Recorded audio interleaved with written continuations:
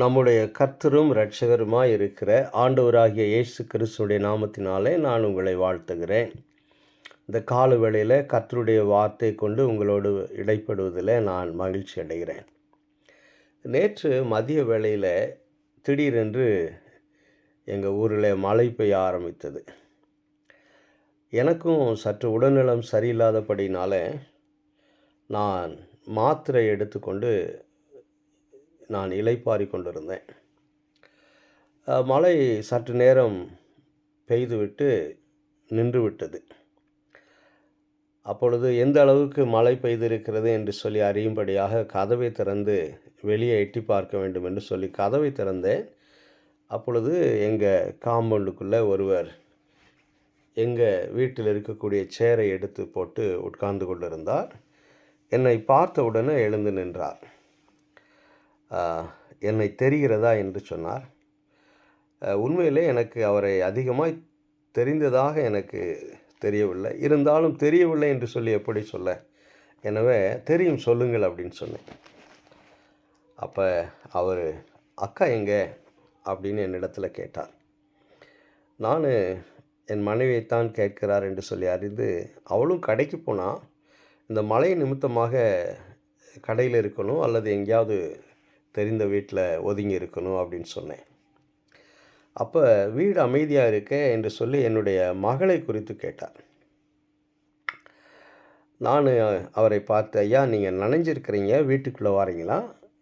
நான் உங்களுக்கு ஏதாவது குடிக்க ஏதாவது கொடுக்கட்டுமா அல்லது டவல் கொடுக்கட்டுமா? நீங்கள் உங்களை தொடச்சிக்கிறீங்களா, ஈரமாக இருக்கிறீங்களே அப்படின்னு.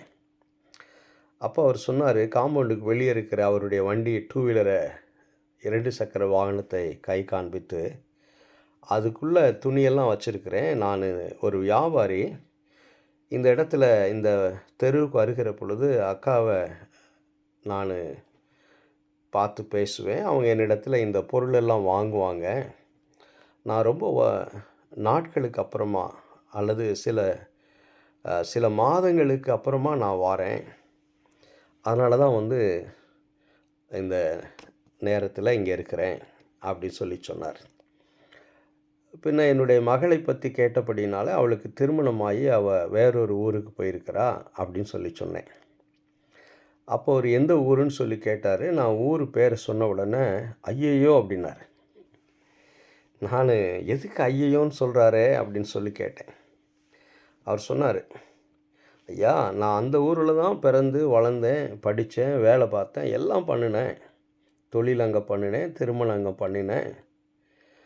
ஆனால் அந்த ஊர் சராசரி மனிதர்கள் வாழ்வதற்கு ஒரு தகுதியில்லாத பொருத்தமில்லாத ஊர். அங்கே எவ்வளவு நீங்கள் சம்பாதிச்சாலும், ஒருவேளை அவர் உதாரணமாக சொன்னது 1 லட்ச ரூபா சம்பாதிச்சிங்கன்னா 70,000 செலவு பண்ண வேண்டியிருக்கும். ஒருவேளை 30,000 மிச்சம் இருக்கேன் அப்படின்னு நினச்சிக்கிட்டு நீங்கள் ஒரு 2 மாதம் வச்சுருப்பீங்க, 3ஆவது மாதம் மொத்தமாக சேர்த்து ஆஸ்பத்திரி கொண்டு போகணும் அப்படின்னாரு. எனக்கு புரியல, என்ன சொல்கிறீங்க அப்படின்னு. சுற்றி இருக்கக்கூடிய மக்கள் சமாதானத்தை கெடுத்துருவாங்க, ரொம்ப உங்களுக்கு மன உளைச்சலை உண்டாக்குவாங்க, ரொம்ப நெருக்கடியை கொடுப்பாங்க அப்படின்னு சொல்லிட்டு எப்படி ஜனங்கள் சுபாவ அன்பு இல்லாதவர்களாக, நன்றி உணர்வு இல்லாதவர்களாக, இரக்கம் இல்லாதவர்களாக, சுயநலமுடையவர்களாக இருக்கிறாங்க அப்படின்னு சொல்லிக்கிட்டே போனார். கொஞ்ச நேரம் கழித்து மழை நின்றுச்சு. ஐயா நான் போயிட்டு வரேன், அக்காவை நாளைக்கு பார்க்குறேன் அப்படின்னு சொல்லிட்டு போயிட்டார். அவர் போகிற கொஞ்ச நேரத்துக்கு முன்னாடி தான் நான் ஒரு வேத பகுதியை வாசித்து கொண்டு இருந்தேன். அந்த பகுதி தான் இந்த நாளின் செய்திக்காக நான் உங்களோடு பேச இருக்கிறேன். அதாவது ஆண்டவராகிய இயேசு கிறிஸ்து தம்முடைய சீஷர்களை முதல் முதலாக உலகத்துக்குள்ளாக அனுப்புகிறார்.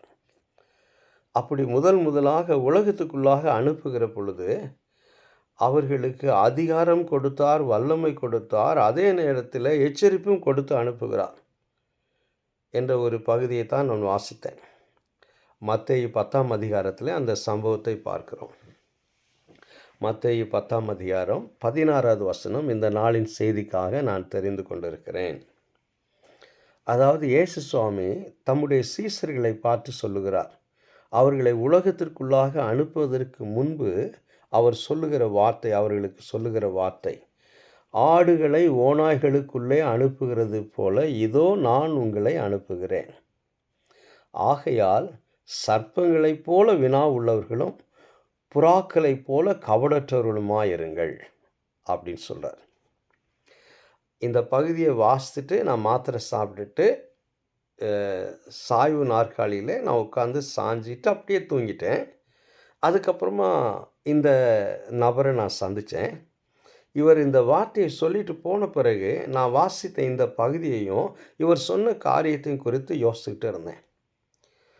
ஒரு குறிப்பிட்ட பட்டணத்தில் இருக்கிற மக்கள் தான் அப்படி இருக்கிறாங்களா, அல்லது ஏதோ ஒரு குறிப்பிட்ட நாட்டில் தான் இப்படி இருக்கிறதா, ஒரு குறிப்பிட்ட இடத்துல தான் இப்படி இருக்கிறதா? அப்போ இங்கே இருக்கிறவங்களாம் நல்லவங்களா, ஒரு குறிப்பிட்ட இடத்துல இருக்கிறவங்களாம் நல்லவங்களா என்று சொல்லி நான் யோசிக்க ஆரம்பித்தேன். அப்படி யோசிக்கிற பொழுது இன்றைக்கு நாம் வாழக்கூடிய உலகம் நாளுக்கு நாள் நாளுக்கு நாள் தீமை நிறைந்ததாக, அநியாயம் நிறைந்ததாக, வன்முறை நிறைந்ததாக, சண்டை கலவரம் என்று நாளுக்கு நாள் அதிகரித்து கொண்டே இருக்கிறது. அதுவும் இப்பொழுது நடந்து கொண்டிருக்கக்கூடிய உலக யுத்தங்களை பார்ப்போம் என்றால், சாதி மதம் இவைகளுக்கு அப்பாற்பட்டு பார்ப்போம் என்றால், மனித உயிர்கள் எப்படி யுத்தத்தினால் இழந்து போகிறது என்பதை குறித்து நான் யோசித்து கொண்டிருந்தேன். இப்படி நாளுக்கு நாள் மோசமாய் மாறிக்கொண்டு வருகிற இந்த உலகத்தில் நாம் எப்படி வாழ முடியும்? நாம் சமாதானத்தை விரும்பினாலும் கூட சமாதானத்தை கெடுக்கிறவர்கள் இருக்கிறார்களே.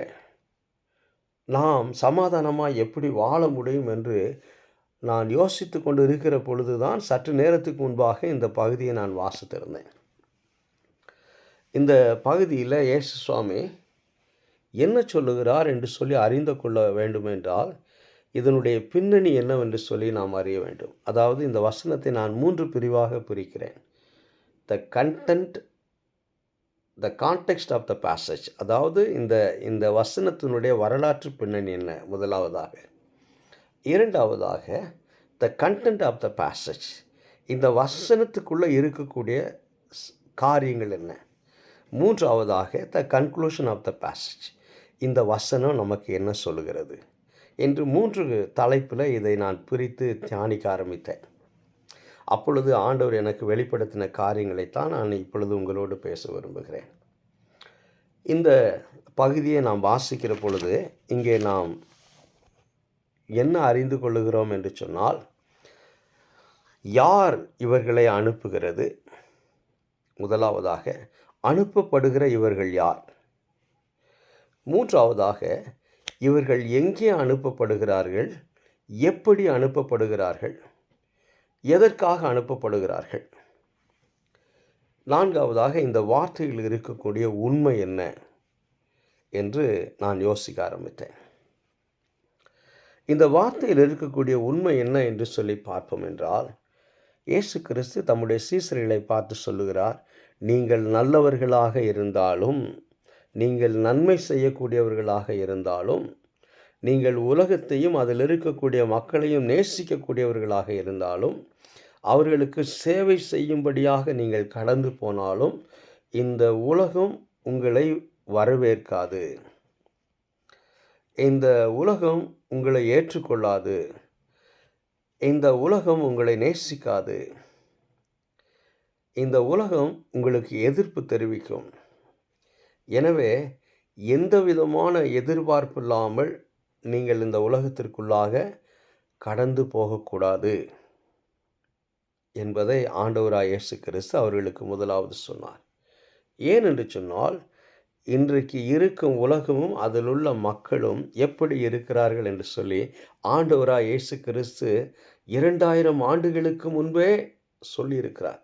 மிகுந்த ஆச்சரியமாக இருக்கும் யோசித்து பார்ப்போம் என்றால். வேதாகமத்திலேயே இந்த வசனம் மிக மிக அற்புதமான வசனம். இயேசு சுவாமி ஒரே வார்த்தைக்குள்ளாக, ஒரே வசனத்துக்குள்ளாக 4 விதமான குணாதிசயத்தை உடைய மிருக ஜீவராசிகளை கொண்டு வருகிறார். ஆடுகள், ஓநாய், சர்ப்பம், புறா. இந்த 4மே 4 வித்தியாசமான குணாதிசயத்தை உடைய ஜீவராசிகள். இந்த 4 ஜீவராசிகளையே குறித்து, அதனுடைய சுபாவங்களை குறித்து நாம் யோசித்து பார்க்க வேண்டும் என்றால், தியானிக்க வேண்டும் என்றால் அதிகமான நேரம் தேவைப்படுகிறது. நான் சுருக்கமாக, இயேசு கிறிஸ்து ஓநாய்களுக்கு மத்தியிலே நான் உங்களை அனுப்புகிறேன் என்று சொல்லி ஏன் சொன்னார்? இது எதை காண்பிக்கிறது என்று சொல்லி பார்ப்போம் என்றால், சுபாவ அன்பில்லாத ஜனங்கள் மத்தியிலே, ஈவு இரக்கமில்லாத ஜனங்கள் மத்தியிலே, இரத்த வெறி கொண்ட, வன்முறையை விரும்புகின்ற, மற்றவர்கள் மீது கர்ஷனை இல்லாத, பழிவாங்கும் குணம் கொண்ட, சிறிய தவறுகளை கூட மன்னிக்க முடியாத, நன்றி உணர்வில்லாத, சந்தர்ப்பவாதிகளாக, மற்றவர்களை வேதனைப்படுத்தக்கூடிய ஒரு உலகத்திற்குள்ளாக இவர்கள் கடந்து போகிறார்கள் என்பதை புரிந்து கொள்ள வேண்டும் என்று சொல்லி இயேசு சுவாமி சொன்னார். அதைத்தான் அவர்களுக்கு சொல்லுகிறார். இந்த உலகம் ஓநாயை போல இருக்கும். எப்படி ஓநாய் இரத்த வெறி கொண்டு, மாம்ச வெறி கொண்டு, எதிராளியை எப்படியாவது தாக்கி தனக்கு இரையாக்கி கொள்ள வேண்டும் என்று சொல்லி இரக்கமில்லாமல் தாக்கக்கூடிய சுபாவத்தை உடையதாக, சந்தர்ப்பத்திற்காக காத்து கொண்டிருக்கக்கூடிய, எப்பொழுதுமே தீமையை மாத்திரமே சிந்திக்கக்கூடிய ஒரு மிருகமாக ஓநாய் எப்படி இருக்கிறதோ, அதே போல இந்த உலகமும் இதில் இருக்கக்கூடிய மக்களும் இப்படித்தான் இருப்பார்கள். எனவே ஓநாய்களுக்குள்ளே ஆடுகளை அனுப்புவதைப் போல நான் உங்களை அனுப்புகிறேன். ஆக முதலாவதாக இவர்கள் எந்த விதமான உலகத்திற்குள்ளாக கடந்து போகிறார்கள்? இரண்டாவதாக, அனுப்பப்படுகிற யார் இவர்களை அனுப்புகிறார்கள்? யார் இவர்களை அனுப்புகிறார்கள் என்று சொல்லி பார்க்கிற பொழுது, ஆண்டவராய் இயேசு கிறிஸ்து, அதாவது சகலத்தையும் அறிந்த தேவனாகிய கர்த்தர், சர்வ வல்லமுள்ள தேவன், ஞானமுள்ள தேவன்,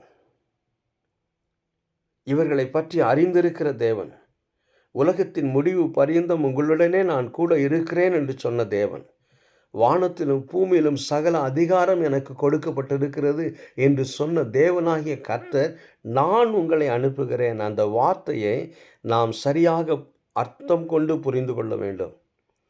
ஆடுகளை ஓநாய்களுக்குள்ளே அனுப்புகிறது போல நான் உங்களை அனுப்புகிறேன். ஆக எந்த விதமான உலகத்திற்குள்ளாக இவர்கள் கடந்து போகிறார்கள்? யார் இவர்களை அனுப்புகிறார்கள்? அடுத்து, அனுப்பப்படுகிற இவர்கள் யார்? யாராக இவர்கள் அனுப்பப்படுகிறார்கள்? யாரை போல இருக்கிற உலகத்துக்குள்ளாக இவர்கள் யாரை போல கடந்து போக வேண்டும் என்று சொல்லி பார்க்கிற பொழுது, ஓநாயை போல இருக்கிற உலகத்திற்குள்ளாக இவர்கள் அப்போஸ்தலர்கள், தேவனால் தெரிந்து கொள்ளப்பட்டவர்கள், தேவனுடைய பிள்ளைகள், இவர்கள் ஆடுகளைப் போல அனுப்பப்படுகிறார்கள். ஆடுகளாக இருக்கிறார்கள்.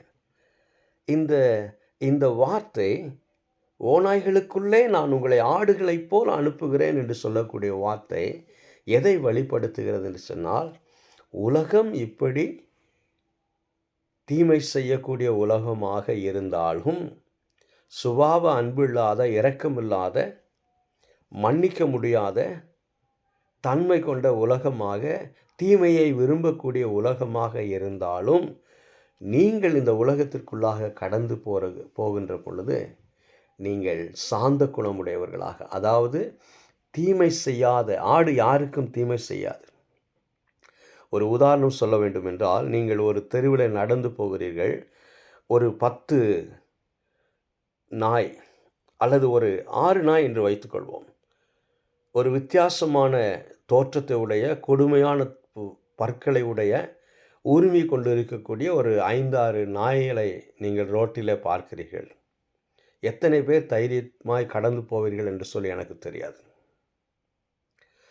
அதே நேரத்தில் ஒரு 50 ஆடு, ஏன் 100 ஆடு நீங்கள் நடந்து செல்லும் பாதையில் நின்று கொண்டு இருக்கிறது. நீங்கள் தைரியமாக சமாதானத்தோடு சந்தோஷத்தோடு போவீர்கள். ஏனென்று சொன்னால் ஆடு தீமை செய்யாது, ஆடு பொறுமையுள்ளது, ஆடு சாந்த குணம் உள்ளது, ஆடு கீழ்ப்படியக்கூடியது, மேய்ப்பனுடைய சத்தத்துக்கு கீழ்ப்படியக்கூடியது.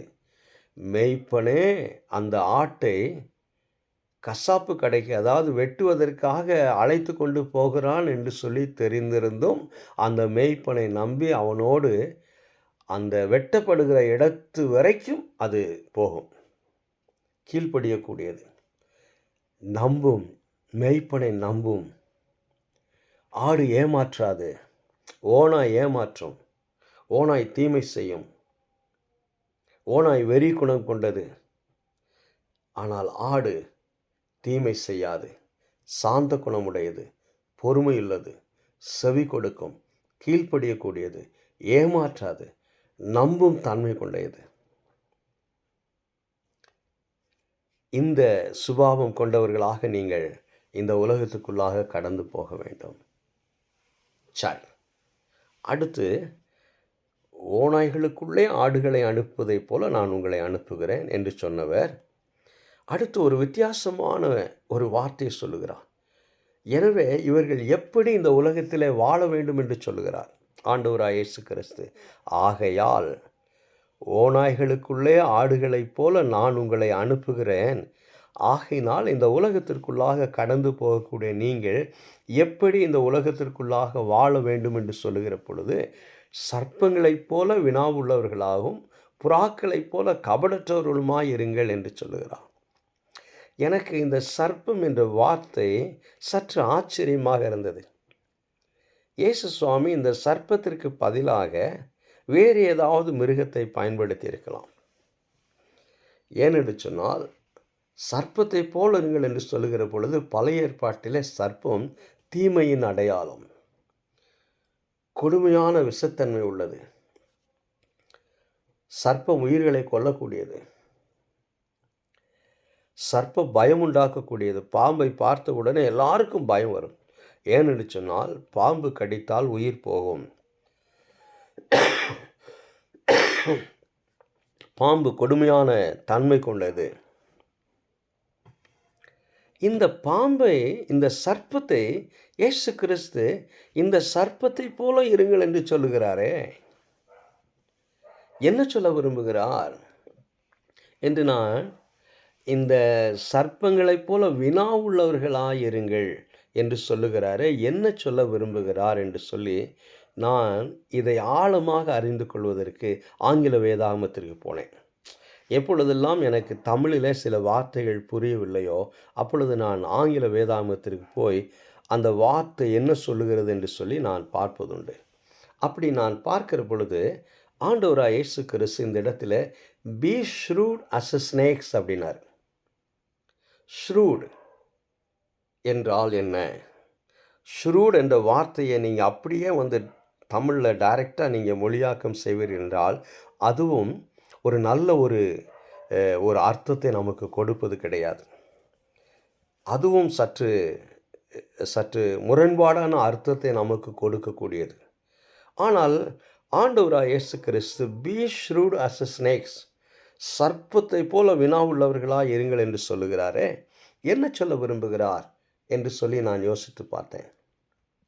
ஏனென்று சொன்னால் சர்ப்பம் தீமையின் அடையாளம், கொடுமையான விஷத்தன்மை உள்ளது. அந்த சர்ப்பத்தை போல இருங்கள் என்று சொல்லி ஆண்டவராய் இயேசு கிறிஸ்து சொல்ல விரும்புகிறாரா? இல்லையே. பி ஷ்ரூட் என்று எதை சொல்ல விரும்புகிறார் என்று சொல்லி நான் யோசித்து பார்த்தேன். அந்த ஷ்ரூட் என்ற வார்த்தைக்கு என்ன அர்த்தம் என்று சொல்லி பார்க்கிற பொழுது, எப்படி சர்ப்பமானது, அதாவது பாம்பானது சூழ்நிலையை சீக்கிரமாய் புரிந்து கொள்ளும் தன்மை கொண்டது. பாம்பு எந்த சூழ்நிலையில் அது இருக்கிறது, ஒருவேளை ஒரு வீட்டிற்குள்ளே மாட்டிவிட்டது என்று சொல்லி புரிந்து கொள்ளுங்கள், அது சீக்கிரமாய் இந்த சூழ்நிலையை புரிந்து கொள்ளும், சீக்கிரமாய் சூழ்நிலையை உணரும் தன்மை உடையது. நாம் அதை தாக்குவதற்கு ஏதாவது ஒரு பொருளை தேடி எடுத்து வருவதற்குள்ளாக அந்த இடத்தை விட்டு சீக்கிரமாய் கடந்து போய்விடும். அந்த இடத்தை விட்டு சீக்கிரமாய், எவ்வளவு சீக்கிரமாக நாம் வந்து அதை தேடுவதற்குள்ளாக வீட்டின் எந்த பகுதிக்கு அது போயிருக்கிறது என்று சொல்லி நம்மால் கண்டுபிடிக்க முடியாது. ஆக இயேசு கிறிஸ்து என்ன சொல்ல விரும்புகிறார் என்று சொன்னால், சூழ்நிலையை சீக்கிரமாய் புரிந்து கொண்டு உணரும் தன்மை உடையவர்களாக நடந்து கொள்ள வேண்டும். சூழ்நிலைக்கு ஏற்ற விதத்தில் நாம் ஞானமாய் நம்மை மாற்றிக்கொள்ள வேண்டும். ஒருவேளை ஒரு ஒரு அறையில் அநேக பண்டம் பாத்திரங்கள் இருக்கக்கூடிய ஒரு அறையில், பலவிதமான பொருள்கள் இருக்கக்கூடிய அறையில் ஒரு பாம்பு நம்முடைய வீட்டிற்குள்ளாக வந்து இருக்கிறது என்று வைத்துக்கொள்ளுங்கள். நாம் அதை தாக்குவதற்கு, அடிப்பதற்கு ஏதாவது ஒரு பொருளை தேடி எடுத்து வருவதற்குள்ளாக அது ஏதாவது ஒரு வித்தியாசமான இடத்திற்கு போகக்கூடிய விதத்திற்கு தன்னை மாற்றிக்கொள்ளும். திடீரென்று அது ஒரு காலனிக்குள்ளாக, செருப்புக்குள்ளாக போய் படுத்துக்கொள்ளும். அல்லது நாம் ஹெல்மெட் வைத்திருப்போம் என்றால் அதற்குள்ளாக போய்விடும். அல்லது ஏதாவது ஒரு பாத்திரம் இருக்கும் என்றால் அந்த பாத்திரத்துக்குள்ளாக போய்விடும். தன்னை சூழ்நிலைக்கு ஏற்ற விதத்திலே மாற்றிக்கொள்ளும் தன்மை கூடையது. சர்ப்பத்தை போல இருங்கள் என்று சொல்லுகிற பொழுது சீக்கிரமாய் புரியும் தன்மை உடையவர்களாக இருங்கள். இந்த உலகத்தை சீக்கிரமாய் புரிந்து கொள்ளுங்கள். இந்த உலகத்தை சீக்கிரமாய் உணர்ந்து கொள்ளுங்கள். சூழ்நிலைக்கு ஏற்ற விதத்திலே வாழ்வதற்கு உங்களை மாற்றிக்கொள்ளுங்கள். அதற்காக சூழ்நிலைக்கு ஏற்ற விதத்திலே நாம் வேஷம் போட வேண்டும் என்று சொல்லி ஆண்டவராய் இயேசு கிறிஸ்து சொல்லவில்லை. இதை யோசித்து பார்க்கிற பொழுது இன்றைக்கு எத்தனையோ பேருடைய வாழ்க்கையில் பிரச்சனைக்கு காரணம் என்னவென்று சொன்னால், நான் இப்படித்தான் இருப்பேன், யார் சொன்னாலும் கேட்க மாட்டேன், யாருடைய புத்திமதியும் கேட்க மாட்டேன், யார் என்ன நன்மையான ஆலோசனை சொன்னாலும் கேட்க மாட்டேன், என்னை மாற்றிக்கொள்ள மாட்டேன் என்று இருக்கக்கூடியவர்கள் சிலர் இருக்கிறார்கள். விசுவாசிகளும் இன்றைக்கு சிலர் இப்படி இருக்கிறார்கள். ஒருவேளை நீங்கள் சொல்லலாம், அது நல்ல குணாதிசயம் தானே, தன்னை மாற்றிக்கொள்ளாமல் அவர்கள் உறுதியாக இருக்கிறார்களே என்று நீங்கள் சொல்வீர்கள். எனக்கு அருமையான தேவனுடைய பிள்ளைங்களே, நல்ல காரியத்தில், நல்ல குணாதிசயத்தில், ஒழுக்கத்தில், பண்பாட்டில், நல்ல தீர்மானங்களில் நாம் உறுதியாக இருந்தால் அது நல்லது. அது நல்லது. ஆனால் என்னிடத்திலே தவறு இருக்கிற பொழுது, என்னிடத்திலே தப்பான குணாதிசயங்கள் இருக்கிற பொழுது, ஒரு நல்ல சுபாவம் இல்லாத இருக்கிற பொழுது, ஒழுக்கம் இல்லாத மனிதனாக நான் இருக்கிற பொழுது, என்னை மாற்றிக்கொள்ளும்படியாக எனக்கு போதிக்க, எனக்கு புத்தி சொல்ல யாராவது வருகிற பொழுது, நான் என்னை மாற்றிக்கொள்ள மாட்டேன் என்று சொல்வேன் என்றால், நானும் என்னுடைய சமாதானத்தை கெடுத்து, என்னோடு இருக்கக்கூடியவர்களின் சமாதானத்தை நான் கெடுத்து விடுவேன். நானும் சமாதானமாய் வாழ மாட்டேன், மற்றவர்களையும் சமாதானமாய் வாழ விட மாட்டேன். இது இன்றைக்கு அநேகருடைய வாழ்க்கையில் பார்க்கிறோம். இதற்கு காரணம் என்ன? பெருமை. இன்னைக்கு நம்ம பார்க்கிற உலகத்திலே தேவையில்லாத பெருமை மனுஷனுடைய மனதில் சிங்காசனம் போட்டு அமர்ந்திருக்கிறது. படிப்பினால் பெருமை, கல்வியினால் பெருமை, வருமானத்தினால் பெருமை, அழகினால் பெருமை, சாதியினால் பெருமை. இது எப்பொழுது அழிந்து போகும் என்று சொல்லி மனுஷனுக்கே தெரியாது. எந்த நேரத்தில் இவைகளெல்லாம் அழிந்து போகும் என்று சொல்லி தெரியாது. ஆனாலும் பெருமை, சொத்தை குறித்து பெருமை, படிப்பை குறித்து பெருமை, இப்படி பல பெருமையினால் நான் இப்படித்தான் இருப்பேன், என்னை மாற்றிக்கொள்ள மாட்டேன். எனக்கு அருமையான தேவனுடைய பிள்ளைங்களே, இப்பொழுது உலகத்தில் நடந்து கொண்டு இருக்கிற இந்த யுத்தங்கள் என்னவாய் மாறும்? சராசரி மனுஷனுடைய வாழ்க்கை எப்படி பாதிக்கப்படும்? ஒரு சிலர் எஸ்தரை போல நினைக்கலாம், நான் அரண்மனையில் இருக்கிறேன், எனக்கு எந்த பாதிப்பும் வராது, நான் சுகமாக இருக்கிறேன், நான் சம்பாதித்து வைத்திருக்கிறேன், எனக்கு நிறையான வேலை இருக்கிறது, அரசாங்க உத்தியோகம் இருக்கிறது, அது இருக்கிறது, இது இருக்கிறது, என்னை யாரும் அசைக்க முடியாது என்று சொல்லி சிலர் எண்ணிக்கொண்டிருக்கிறார்கள். இந்த உலக யுத்தம் மூன்றாவது உலக யுத்தமாக, இந்த யுத்தங்கள் மூன்றாவது உலக யுத்தமாக மாறும் என்றால் அது எவ்வளவு தீமைகளை கொண்டு வரும், யாரெல்லாம் பாதிக்கப்படுவார்கள் என்று சொல்லி கற்பனை கூட செய்து பார்க்க முடியாது. ஒரு கொரோனா என்ற நோய் நம்மை 4 சுவற்றுக்குள்ளாக எத்தனை நாட்கள் கட்டி போட்டது. எத்தனையோ பணக்காரன் பட்டினியாய் கிடந்தான், எத்தனையோ வியாதியஸ்தர்கள் பணம் இருந்தும் ஆஸ்பத்திரிக்கு போக முடியாமல், எனக்கு தெரிந்த ஒரு அருமையான தேவ மனுஷி, எல்லாம் இருந்தும் ஏற்ற வேளையில் ஆஸ்பத்திரிக்கு போக முடியாதபடியினால மரித்து போனார்கள். மனுஷனுடைய வாழ்க்கை எப்பொழுது எப்படி மாறும் என்று சொல்லி தெரியாது. ஆனாலும் சிலர் கெட்ட குணாதிசயத்தில் பிடிவாதமாக இருப்பார்கள். எனவே தான் இயேசு கிறிஸ்து சொன்னார், சர்ப்பத்தை போல இருங்கள், அப்படி என்றால் உணர்வுள்ளவர்களாய் இருங்கள், சீக்கிரமாய் சூழ்நிலைகளை புரிந்து கொள்ளும் தன்மையுடையவர்களாய் இருங்கள், சூழ்நிலைக்கேற்ற விதத்தில் உங்களை மாற்றிக்கொள்ளுங்கள், ஆபத்தை கண்டு விலகி போங்கள், ஆபத்துக்கு எதிர்த்து நிற்காதீர்கள். என்றைக்குமே பாம்பு நம்மிடத்தில் வலிய சண்டைக்கு வருவது கிடையாது. நம்ம வீட்டிற்குள்ளாக அதுவே வந்து யாரையும் பார்த்து ஒத்தைக்கு ஒத்தைக்கு வா அப்படின்னு பாம்பு சவால் விட்டு நம்மை சண்டைக்கு கூப்பிடுவது கிடையாது.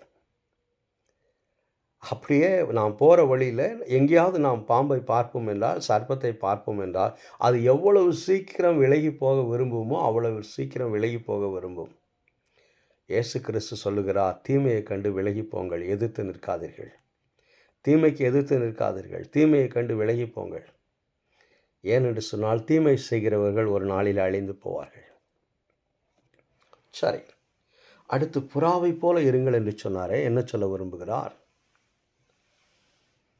புறாவை போல இருங்கள் என்று சொல்கிறாரே. புறா ஒரு அருமையான பறவை அல்லவா? என்ன சொல்ல விரும்புகிறார் என்று சொல்லி பார்ப்போம் என்றால், சமாதானத்தின் வழியை அறியாத இந்த உலகத்தில் நீங்கள் சமாதானத்துக்கு அடையாளமாயிருங்கள். சுத்தம் என்றால் என்ன என்று சொல்லி அறியாத இந்த உலகத்திலே நீங்கள் சுத்தத்திற்கு அடையாளமாயிருங்கள். மென்மை என்றால், இரக்கம் என்றால் என்ன என்று சொல்லி அறியாத இந்த உலகத்தில் நீங்கள் மென்மைக்கு அடையாளமாயிருங்கள். என்னை தெரியுமா என்று சொல்லி நான் கதவை திறந்தவுடனே கேட்ட அந்த நபரை எனக்கு உண்மையிலே தெரியாது.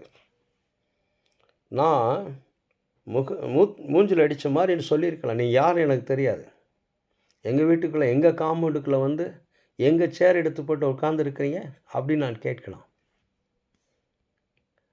அந்த மனுஷன் மலையில் நனைஞ்சிட்டு வந்திருக்காரு. நான் வீட்டுக்குள்ளே வாங்க, ஏதாவது குடிக்கிறீங்களா, நான் உங்களுக்கு ஏதாவது உதவி செய்யணுமா, டவல் கொடுக்கட்டுமா அப்படின்னு கேட்டேன். அப்போ சிரிச்சுக்கிட்டே சொன்னார் அந்த மனுஷன், இந்த ஏரியாவில் எத்தனையோ வீடு இருக்குங்கய்யா, எதுக்கு நான் உங்கள் வீட்டுக்குள்ளே வந்து உட்காந்தேன் அப்படின்னா, இங்கே நான் நம்பிக்கையோடு வந்து உட்காரலாம் அப்படின்னு சொல்லித்தான். நான் இதை வந்து தாழ்மையாக சொல்கிறேங்க. பவுலடிகளார் சொன்னாரே தீமோத்தேயுவை பார்த்து, சமயம் கிடைத்தாலும் கிடைக்காவிட்டாலும் சுவிசேஷத்தை பிரசங்கி அப்படின்னு சொல்லிட்டு. அப்படின்னா என்ன அர்த்தம்?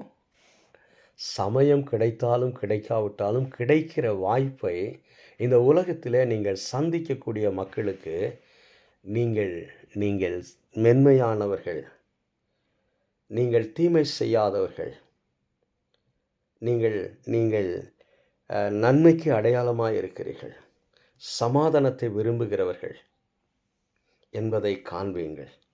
உலகம் தீமையினால் நிறைந்திருக்கிறது, உலகம் ஓநாய் போல இருக்கிறது.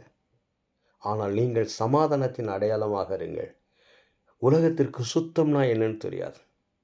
குடிகாரர்களும் விபச்சாரக்காரர்களும் துரோகம் செய்கிறவர்களும் அநியாயத்தை விரும்புகிறவர்களும் சுபாவ அன்பில்லாதவர்களும் அடுத்தவர்களை வேதனைப்படுத்தி பார்ப்பதிலும் என்னதான் செய்தாலும் நன்றியில்லாத உணர்வோடு பேசக்கூடியவர்களும் இந்த உலகத்தில் நிறைந்திருக்கிறார்கள். அவர்கள் மத்தியிலே நீங்கள் கடந்து போகிறீர்கள். புறாவை போல சமாதானத்திற்கு அடையாளமாயிருங்கள், சுத்தத்திற்கு அடையாளமாயிருங்கள், மென்மையின் அடையாளமாயிருங்கள், பிரித்தெடுத்தலின் அடையாளமாயிருங்கள். புறா என்றைக்கும் பலவிதமான பறவைகளோடு சேர்ந்து அது உட்கார்ந்து இருக்காது. புறா தன்னுடைய கூட்டத்தோடு இருக்கும். என்ன சொல்ல விரும்புகிறார்? நீங்கள் பிரித்தெடுக்கப்பட்டவர்கள். அந்த பிரித்தெடுத்த தன்மையோடு நீங்கள் இந்த பூமியில் இருங்கள் என்பதை ஆண்டவராய் இயேசு கிறிஸ்து அவர்களுக்கு சொன்னார். இந்த ஒரே ஒரு வார்த்தையில் இயேசு கிறிஸ்து என்ன சொல்ல விரும்புகிறார் இவர்களுக்கு என்று சொல்லி நான் யோசித்து பார்த்தேன். நீங்கள் 10வது அதிகாரம் முழுமையாய் பார்க்க வேண்டும். ஆரம்பத்தில் நீங்கள் பார்க்க வேண்டும். தம்முடைய 12 அப்போஸ்தலர்களை அவர் வரவழைத்து அவர்களை அனுப்புகிற பொழுது, அசுத்த ஆவிகளை துரத்தவும், சகல வியாதிகளையும், சகல நோய்களை நீக்கவும் அவர்களுக்கு அதிகாரம் கொடுத்து அனுப்புகிறார். ஆக இந்த உலகத்திற்குள்ளாக ஓநாய்களைப் போல இருக்கிற இந்த உலகத்திற்குள்ளாக ஆடுகளாய் அனுப்பப்பட்டவர்கள், இவர்கள் யாரால் அனுப்பப்படுகிறார்கள் என்பதையும் அவர்கள் அறிந்து கொள்ள வேண்டும். யாரைப் போல இவர்கள் அனுப்பப்படுகிறார்கள் என்பதையும் அறிந்து கொள்ள வேண்டும். அதே நேரத்தில் இவர்கள் அதிகாரத்தை பெற்றவர்கள். சகல விதமான வியாதிகளை சுகமாக்கும் அதிகாரம், சகல விதமான நோய்களை சுகமாக்கும் அதிகாரம், சகல விதமான அசுத்த ஆவிகளை துரத்தும் அதிகாரம் கொண்டவர்கள், பெரிய ஆசீர்வாதத்தை பெற்றவர்கள். அதே நேரத்தில் இந்த உலகத்திற்குள்ளாக கடந்து போகிற பொழுது தவறான எதிர்பார்ப்புகளோடு போகக்கூடாது. உலகம் நம்மளை வரவேற்கும், உலகம் நம்மளை நேசிக்கும், உலகம் நம்மளை பாராட்டும், உலகம் நமக்கு நன்றி சொல்லும் என்ற அந்த எதிர்பார்ப்போடு இவர்கள் உலகத்திற்குள்ளாக கடந்து போகக்கூடாது. உண்மையை உணர்ந்தவர்களாக இவர்கள் இருக்க வேண்டும். இவர்கள் அனுப்பப்பட்ட நோக்கத்தையும் அடையாளத்தையும் மறந்து போகக்கூடாது. இவர்கள் தேவனுடைய ராஜ்யத்தின் பிள்ளைகளாக அனுப்பப்படுகிறார்கள். தேவனுடைய ராஜ்யத்தை பற்றி அவர்கள் பேசும்படியாய் அனுப்பப்படுகிறார்கள். 10ஆம் அதிகாரம் 7வது வசனத்தை வாசித்து பார்க்கிற பொழுது, போகையில் பரலோக ராஜ்யம் சமீபத்தில் இருக்கிறது என்று சொல்லி பிரசங்கியுங்கள். ஆக இவர்கள் எதற்காக அனுப்பப்படுகிறார்கள் என்று சொல்லி பார்க்கிற பொழுது, இந்த பூமியிலே வர இருக்கிற தேவனுடைய ராஜ்யத்தை பற்றி பேசும்படியாக அனுப்பப்படுகிற தேவனுடைய பிரதிநிதிகளாக இவர்கள் இருக்கிறார்கள். எனவே அவர்கள் அனுப்பப்பட்ட நோக்கத்தையும் அதற்கான அடையாளத்தையும் அவர்கள் மறந்து போகக்கூடாது. அடுத்து பார்க்கிற பொழுது, அவர்களுக்கு கொடுக்கப்பட்ட அதிகாரத்தையும் ஸ்லாக்கியத்தையும் சுயநலத்திற்காக, சுய பெருமைக்காக அவர்கள் பயன்படுத்தக்கூடாது. எப்படி என்று சொன்னால், 10ஆம் அதிகாரம் 7வது வசனத்தினுடைய கடைசி பகுதியிலே வாசிக்கிறோம், இலவசமாய் பெற்றீர்கள், இலவசமாய் கொடுங்கள். அப்படி என்று சொன்னால், சுயநலத்திற்காக அதிகாரத்தை பயன்படுத்தாதீர்கள், சுயத்திற்காக அதிகாரத்தை பயன்படுத்தாதீர்கள், சுய பெருமைக்காக அதிகாரத்தை பயன்படுத்தாதீர்கள். எனக்கு அருமையான தேவனுடைய பிள்ளைங்களை, இன்றைக்கு அதிசயம் அற்புதம் செய்யக்கூடியவர்களை தேடி கிறிஸ்தவ சமுதாயம் ஓடிக்கொண்டு இருக்கிறது, உலகம் ஓடிக்கொண்டு இருக்கிறது. அவர்களும் தங்களை பறைசாற்றி கொண்டு இருக்கிறார்கள். இங்கே வாருங்கள், இவ்வளவு அற்புதம் நடக்கிறது, இங்கே வாருங்கள், இவ்வளவு அதிசயம் நடக்கிறது. ஐயா, உலகத்திலேயே அதிசயம் என்னவென்றால், ஒரு ஒரு ஒரு ஒரு தீமையான மனிதன், பாவத்திலே வாழ்ந்து கொண்டிருக்கக்கூடிய மனிதன், அவன் மாற்றப்படுவதானையா உலகத்திலே அதிசயம். குடியாரனாய் இருந்த மனுஷன் மாற்றப்படுவானே என்றால், ஒழுக்கமில்லாத மனிதன் மாற்றப்படுவானே என்றால், குடும்பத்தை நேசிக்காத, மனைவியை நேசிக்காத, உடன் பிறந்த சகோதர சகோதரிகளை நேசிக்காத, உலகத்தில் மற்றவர்களை நேசிக்காத, மற்றவர்களை மரியாதையோடு பேச தெரியாத, பழக தெரியாத ஒரு மனிதன் மாற்றப்படுவான் என்றால், அதுதானையா பெரிய அதிசயம், அதுதான் பெரிய அற்புதம். சரீர சுகத்தில் விடுதலை கொடுப்பது பெரிய அதிசயமெல்லாம் கிடையாது. நான் ஜெபம் பண்ணினேன், வயிறு வலி சுகமாயிற்று என்று சொன்னால், அடுத்த முறை டாக்டரிடத்தில் போனால் அந்த மனுஷனுக்கு வயிறு வலி சுகமாகும். நான் ஜெபம் பண்ணினேன், கண் திறக்கப்பட்டது என்று சொன்னால், அடுத்த முறை டாக்டரிடத்தில் போய் ஆப்ரேஷன் பண்ணால் கண் திறக்கப்படும். மனிதனுடைய வாழ்க்கையில் ஏற்படுகிற மாற்றம் தானையா பெரிய அதிசயம், பெரிய அற்புதம். அதை செய்வதற்கு இவர்கள் ஞானம் உள்ளவர்களாக இருக்க வேண்டும். இவர்கள் எச்சரிக்கை உள்ளவர்களாக இருக்க வேண்டும். சர்ப்பத்தை போல ஆபத்தை உணர்ந்து, பிரச்சனையை கண்டு இவர்கள் உணர்ந்து விலகி போகக்கூடியவர்களாக இருக்க வேண்டும். பரிசுத்தம் உள்ளவர்களாக, சமாதானம் பண்ணுகிறவர்களாக, மென்மையானவர்களாக, அடையாளத்தை இழந்து போகாதவர்களாக இருங்கள் என்றார். ஒரே ஒரு வார்த்தை எவ்வளவு பொருள் நிறைந்தது தெரியுமா? ஆடுகளை ஓநாய்களுக்குள்ளே அனுப்புகிறது போல இதோ நான் உங்களை அனுப்புகிறேன், ஆகையால் சர்ப்பங்களைப் போல வினா உள்ளவர்களாகவும் புறாக்களைப் போல கபடற்றவர்களுமாயிருங்கள். இந்த ஒரு வசனத்தை நான் இப்படி பிரித்து பார்த்தேன். யார் இவர்களை அனுப்புவது? அனுப்பப்படுகிற இவர்கள் யார்? எங்கே அனுப்பப்படுகிறார்கள்? எதற்காக அனுப்பப்படுகிறார்கள்? இவர்கள் எப்படி இருக்க வேண்டும் என்று இதை 5 கேள்வி நானே கேட்டு அதற்கான பதிலை கண்டுபிடித்த பொழுதுதான் இந்த செய்தியை நான் பெற்றுக்கொண்டேன். எனக்கு அருமையான தேவனுடைய பிள்ளைங்களை, இந்த வார்த்தை நமக்கு என்ன சொல்லுகிறது? நம்ம வாழக்கூடிய உலகத்தை யோசித்து பாருங்கள். இன்றைக்கி நம்ம குடும்பத்துக்குள்ளே எத்தனை பேர் ஓனாய் போல் இருக்கிறாங்க? நம்ம வாழக்கூடிய பகுதியில் எத்தனை பேர் ஓனாய் போல் இருக்கிறாங்க? சந்தர்ப்பவாதிகளாக, தீமை செய்யக்கூடியவர்களாக, நன்றி இல்லாதவர்களாக, உணர்வு இல்லாதவர்களாக, நல்ல காரியங்களை விரும்பாதவர்களாக எத்தனை பேர் இருக்கிறாங்க? இவங்க மத்தியில் தான் நம்ம வாழ்ந்துக்கிட்டு இருக்கிறோம். என்ன செய்ய? இவங்களோட தான் நம்ம வாழ்கிறோம். என்ன செய்ய? இந்த சமுதாயம் நாளுக்கு நாள் தீமையாய் மாறிக்கொண்டு இருக்கிறதே. ஓநாய் போல இந்த சமுதாயம் இருக்கிறபடினாலே நானும் என்னை ஓநாய் போல மாற்றிக்கொள்ளலாமா? முடியாதே. அப்படி ஒரு அழைப்பு எனக்கு இல்லையே. நம்முடைய ஆண்டவரும் அப்படி சொல்லவில்லையே. நம்முடைய ஆண்டவராக இயேசு கிறிஸ்துவின் வாழ்க்கையும் அப்படி கிடையாதே. அவர் நன்மை செய்கிறவராய் சுற்றி திரிந்தார் என்று சொல்லி நம்முடைய வேதாகம் சொல்லுகிறது.